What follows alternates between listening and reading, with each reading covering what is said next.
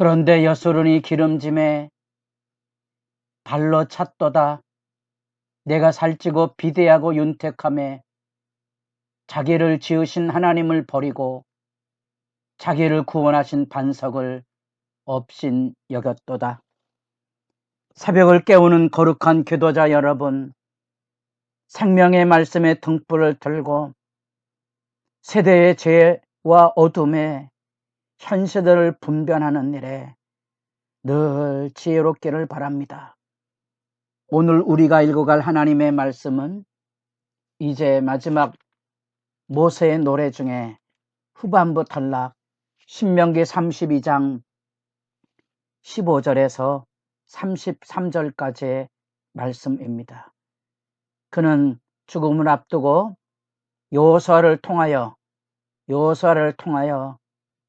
하나님께서 이루시고자 했던 가나안 땅의 정복을 위임하여 계승하고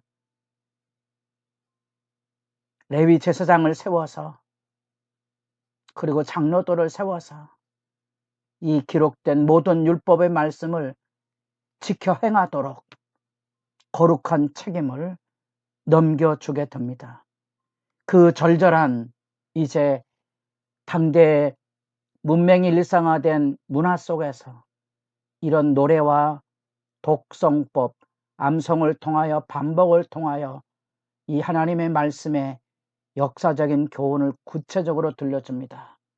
우리가 1절에서 14절까지 모세에 대한 모세가 전하는 여호와가 누구신가?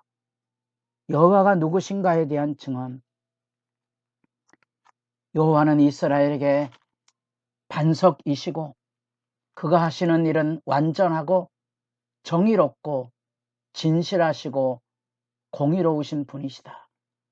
4절에 나타난 이 하나님이 누구신가에 대하여 슬프지만 이제 15절 이스라엘은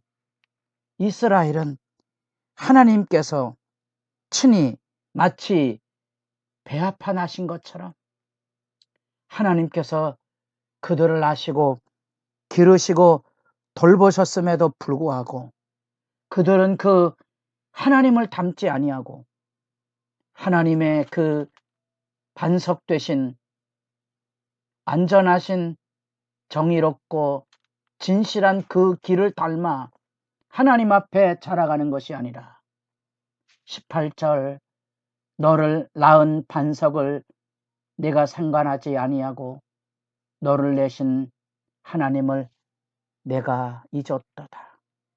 그 이스라엘이 어떤 존재입니까? 하나님이 어떤 분이신데 이스라엘이 그럴 수 있습니까? 하늘과 땅의 증언을 삼아서 이 하나님을 떠난 이 이스라엘 백성의 죄악에 대하여 하나님의 분노와 재앙이 쏟아지는 눈물 나는 호소를 지금 여기 들려주고 있습니다. 19절 그러므로 여호와께서 보시고 미워하셨으니 그 자녀가 그를 격려하게 한 까닭이로다. 하나님께서 격려하신 분명한 이유가 뭡니까?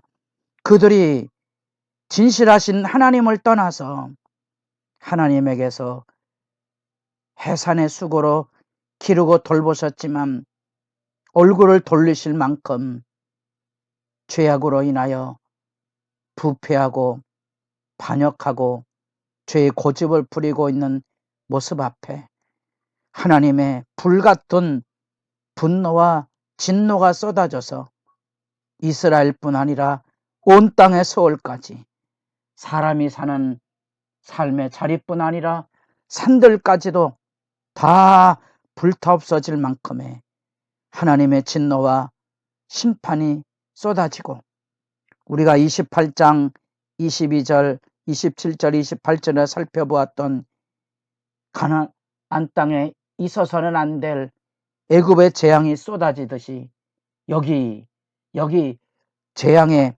7개의 재앙음악이 또다시 반복이 됩니다.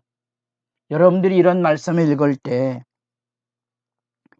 이사야 1장이나 예레미야 2장에 나타난 이스라엘 백성의 죄악에 대한 하나님의 심판과 징벌에 대한 눈물의 호소를 기억하실 필요가 있습니다. 지금 모세는 자기 백성을 40년 동안 약속의 땅으로 이끌어 가면서 수도 없이 배역하고 반역하고 대적했던 모습들에 기초해서 눈물의 호소를 하고 있는 겁니다. 약속의 땅을 하나님께서 선물로 주실 건데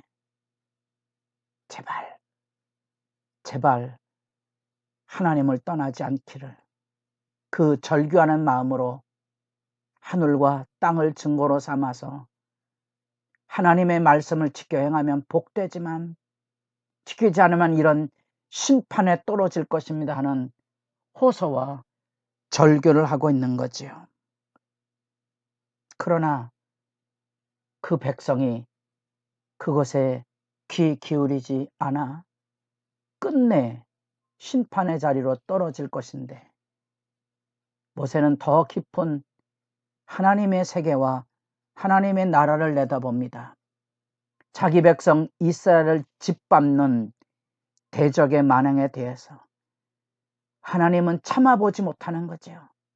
참아보지 못하는 겁니다. 하박국 1장에 울부짖었던 것처럼 이스라엘 백성이 저 불황당 같은 갈대아 민족에게 짓밟힌다는 이야기를 듣고 항변하여 일어섰지만 그들은 하나님께서 쓰시는 몽둥이일 뿐이다. 몽둥이가 춤추면, 잘난 줄 알고 춤추면 하나님이 가만두겠냐. 그래서 하박국이 입을 다물죠. 하박국이 이걸 다뭅니다. 그 전쟁, 영적인 전쟁, 다시 말하면 대적의 힘이 있어서 그런 것이 아니라, 그래서 27절 원수가 잘못 생각할까봐, 원수가 잘못 생각할까봐 하나님께서 그것을 우려하고 있고요. 이제 35절로 내려가면 그들이 실족할 때 그때에 내가 보복하리라. 내가 보복하리라. 그게 하나님의 일입니다. 하나님의 일이 뭡니까? 원수들을 징벌하는 것, 그게 하나님이 하실 일이라는 거죠. 여러분들에게는 이런 심판과 징벌의 말씀이 어떻게 들려오는지 궁금합니다. 우리가 하나님의 백성으로서 하나님 앞에 언약의 말씀에 얼마나 성실한가. 그래야 우리가 우리 멋대로 행하는 우리 삶에 대한 진정한 의미의 참회와 절제, 엎드려서 기도하며 낮아지는 믿음의 진실을 배울 수 있는데, 내가 잘났다고 생각하고 내가 종교 생활에 익숙해졌다고 종교 생활에 익숙하지 않은 사람들을 손가락질하고 비난하는 바리새인과 같은 위선과 거짓과 만항에서 깨어나셔야 되죠.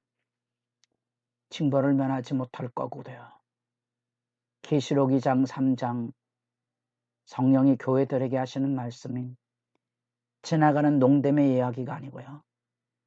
우리가 만약에 거짓신, 잡신을 섬겨서 여호와의 분노를 초래한다는 사실을 여기 이스라엘 백성을 향한 이 모세의 눈물과 호소를 통하여 바로 이 말씀이 우리를 향한 말씀인 것을 깨닫지 못하게 되면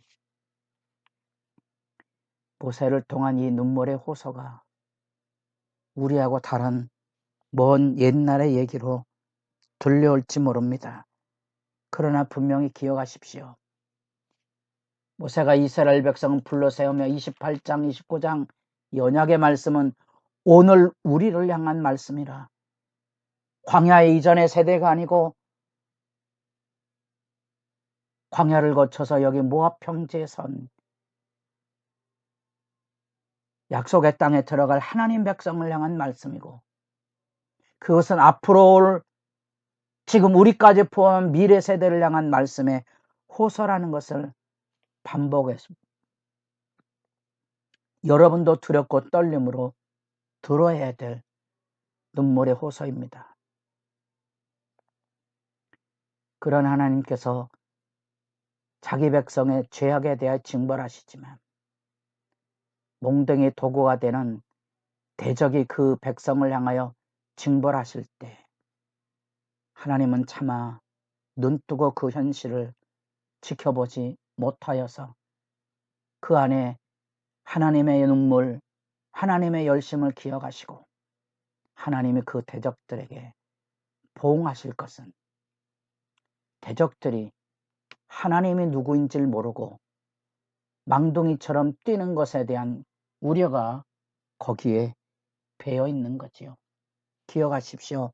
이 진실한 하나님의 사랑이 뭔지, 어쩌면 우리가 히브리서에 만나는 하나님의 징계에 대한 교훈을 가볍게 듣지 않는다면 우리가 생활하며 끊임없이 하나님의 징계를 통하여 우리는 하나님 앞에 배워가고 하나님의 심판을 통하여 우리는 성숙되어져 갑니다.